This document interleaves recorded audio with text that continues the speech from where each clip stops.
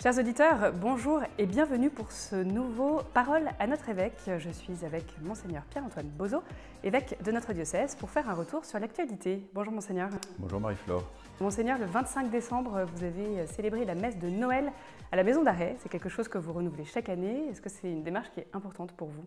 C'est une tradition que j'ai reprise de mes prédécesseurs et que j'accomplis toujours avec beaucoup de joie parce que je trouve que justement Noël, c'est l'évangile annoncé aux pauvres, c'est la présence de Jésus dans ce monde marqué par les ténèbres et par la détresse et puis celle du péché. Alors peut-être que dans la maison d'arrêt, la prison, on a un petit peu ces éléments d'une humanité blessée qui a besoin d'accéder à la lumière et venir célébrer la messe de Noël dans la prison.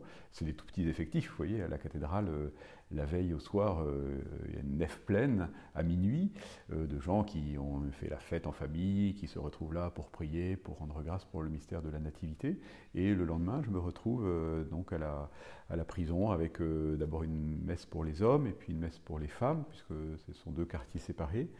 Et où je vois ces gens qui ont peut-être une conscience plus forte encore du besoin qu'ils ont d'être sauvés, de trouver du sens à leur vie dans la détresse qu'ils ont. Et puis au plan affectif, c'est très très difficile. Vous voyez, c'est des gens qui souvent ont des familles, des enfants, et qui sont séparés d'eux. Et que vraiment l'Église se rende proche d'eux et leur annonce à eux avec le fait que l'évêque y aille le jour de Noël, avec une prédilection particulière. C'est en tout cas pour moi vraiment, je crois que l'Église est à sa place et c'est très joyeux pour moi de célébrer Noël à la Maison d'Arrêt.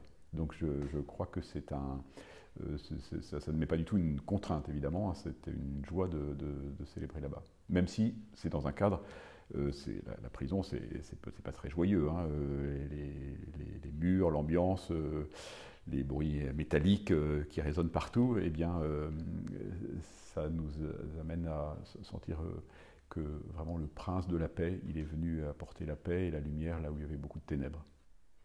Alors l'année 2022 a été très riche, avec notamment l'accueil de la communauté bénédictine à Solignac, le synode romain, Pentecôte 2022, votre nomination au conseil permanent. Voilà. Alors quel est le bilan que vous faites de cette année ?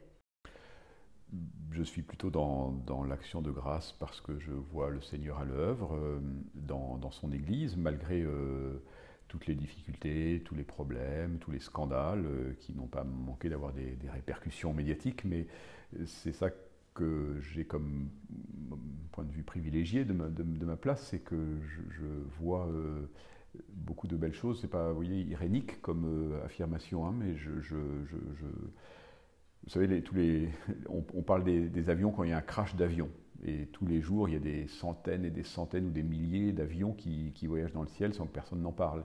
Eh bien, la vie de l'Église, c'est un peu ça. Quand il y a un scandale, une difficulté, ça fait la une des médias, mais on ne parle pas du reste. Et moi, je le vois le reste tous les jours. Voilà. Et donc, il y a ces événements un peu marquants que vous avez évoqués, ce grand rassemblement, par exemple, le samedi de Pentecôte, qui était vraiment un très beau moment de vie ecclésiale, de vie diocésaine.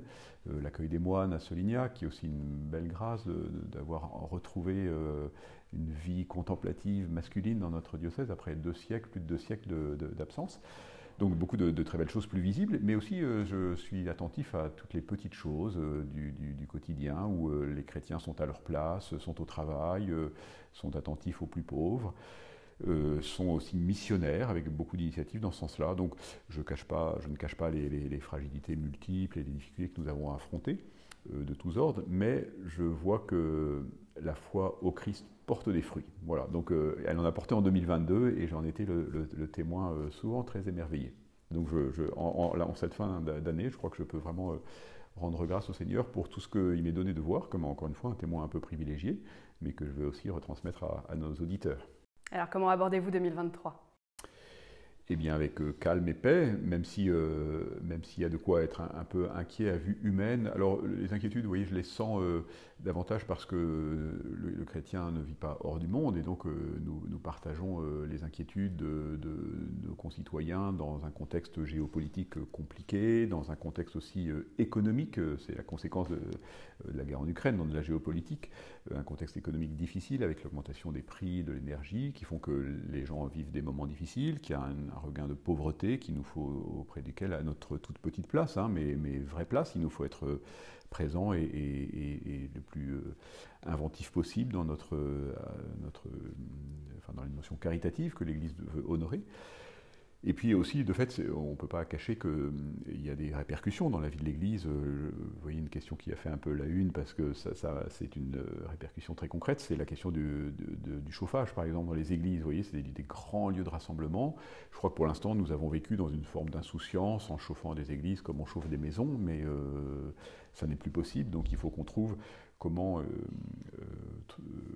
accueillir les gens de manière à la fois digne et respectueuse, et en même temps voilà, compatible avec nos moyens, et puis avec aussi l'appel à une forme de sobriété plus grande que nous avons à vivre. Donc il y a des choses à aborder de front qui ne seront pas très simples.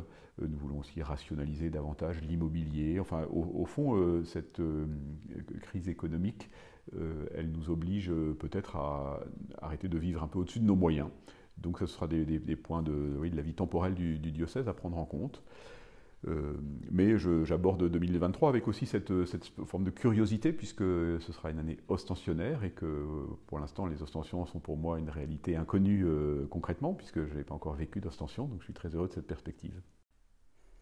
Et en ce début d'année, de nombreuses propositions de formation, de rencontres sont proposées pour sensibiliser les personnes sur les questions de bioéthique.